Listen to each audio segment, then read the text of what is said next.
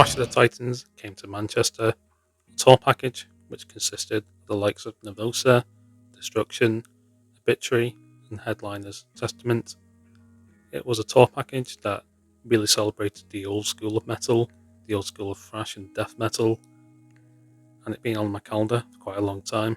It was early doors, 5:30 on a Friday, and after an hour, Nervosa took to the stage. And in some ways, I was really excited. I enjoyed the set really. I really enjoyed the mix of thrash and old school death metal.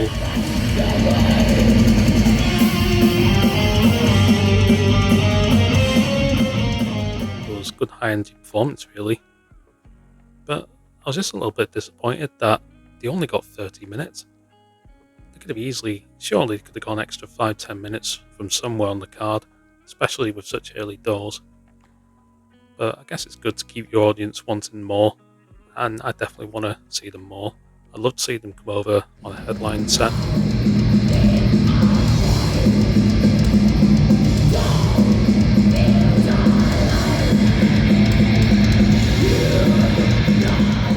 Next up, it was Destruction. It was my first time seeing the band, which is funny as they've been around longer than I've been alive. They come up through the scene in Germany's scene with the likes of Creator and Sodom. And yeah, it was just a good old school thrash metal performance. The production was a step up from Nervosa's, even if they were a bit too liberal with Smoke Machine at times. But yeah, it was a good introduction to the band. It was a good old school thrash metal performance again, one that appealed to the old heads in the crowd and those 18, 20-year-olds who wanted to get involved in the pit.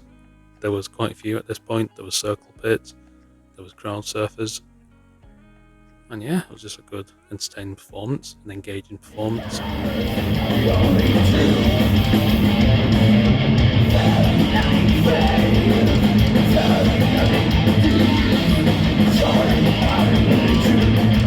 Next up, Obituary, the band I was perhaps most excited for. They burned through all the classics, the likes of Slowly We Rot, Chopped in Half, and yeah, these are just a death metal band which other death metal bands need to be compared to. They set the standard really.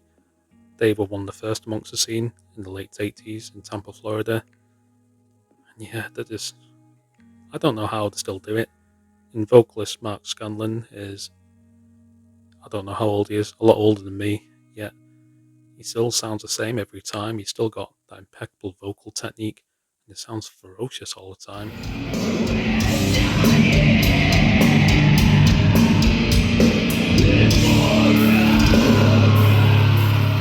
Amazing. It's just a testament to his longevity and technique. There's some little gripes I have with their set though. I've seen them a few times and there's very little, if any, crowd interaction. Also, sometimes there's just massive gaps between songs, and it feels like the momentum is ruined, and the momentum they've been picking up is kind of killed, really. But then again, they've been around for so long, I don't think they need to take advice from me on how to do a set.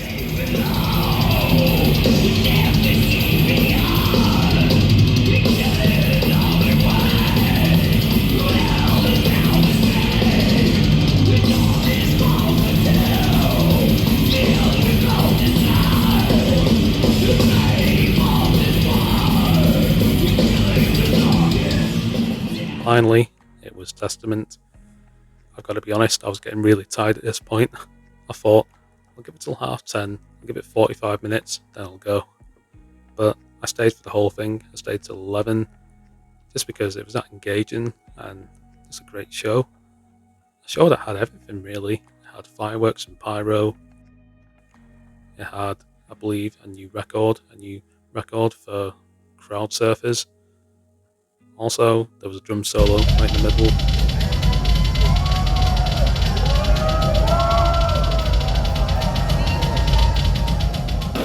And a good old sing-along.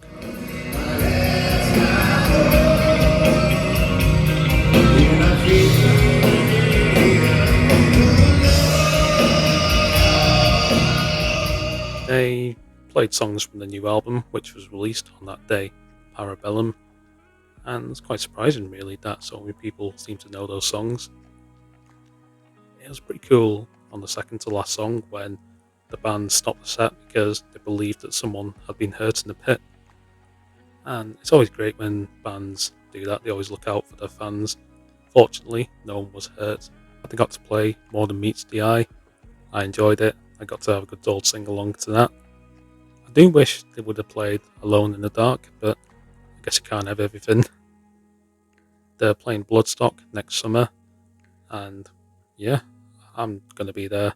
I won't be in the pit, but I'll definitely be at the main stage watching one of my new favourite thrash metal bands.